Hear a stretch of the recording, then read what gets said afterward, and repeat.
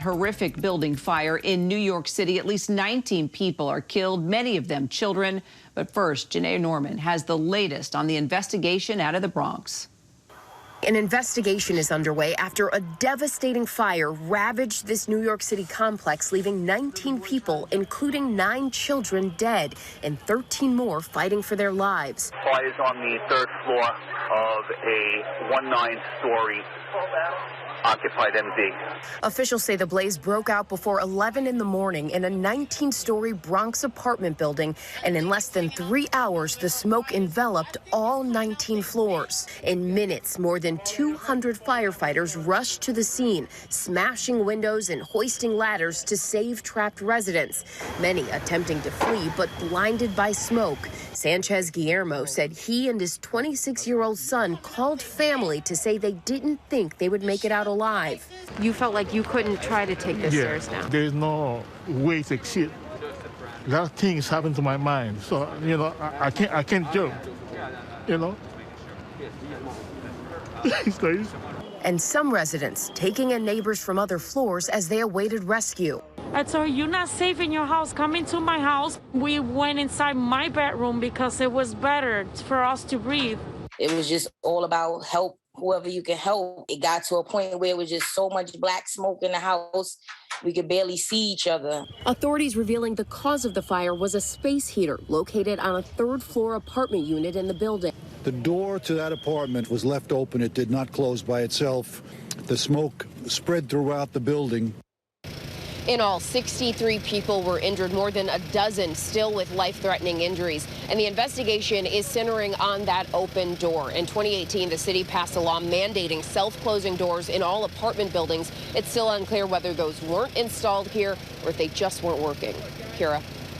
All right, we will follow more on that investigation. Janae, thanks. Meanwhile, let's bring in the former commissioner of the FDNY, Tom Van Essen, for more. Tom, is there anything that could have been done to avoid this tragedy?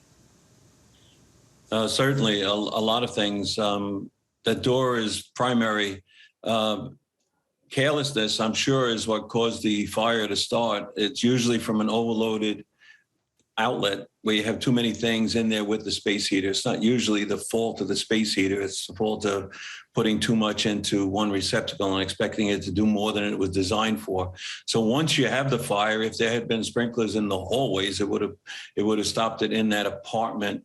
Some kind of a communication system from the fire chief when he arrives in the lobby throughout the building, that would have been able to help everybody be informed to stay in their apartment, because the best place to be in a high-rise fireproof building like that is in your apartment. Of course, closing the doors is confusion of whether or not it was in place throughout the building or it wasn't. The investigation will prove that. But doors in the stairwell had to be open also. You could not get that much smoke in those interior stairwells to trap people up there and cause all those people with smoke inhalation and several with cardiac arrest. So all of those issues created the horrible tragedy you have, all unnecessary, actually. It wasn't that big a fire. It's a fire that those guys put out normally with no problem. But to have 19 people lose their lives is just a shame. And just what you said about the space heaters, it's very much operational error, as you said. So, I mean, as we see devastating fires like this, and we are still in the middle of very cold weather, a lot of people using space heaters. I mean, I even have one in my office. You know, your advice to all of us as we watch a devastating story like this, especially in a high-rise building, and when you're trapped, I mean, you want to prevent something like this. Your advice, Tom? Just be aware. I mean, look at that space heater, see where it's plugged in. Feel the wire. If you feel that it's warm or it's getting hot, unplug it. Usually it's not the space heater's fault. It's the fact that we expect too much out of that receptacle. So that would be the first thing. I mean, there's nothing wrong with space heaters. They work. It's our carelessness that creates problems like this. Well, it's just heart-wrenching. We appreciate your insight. Former FDNY Commissioner Tom Van Essen. Thanks so much, Tom. You're welcome, Kara.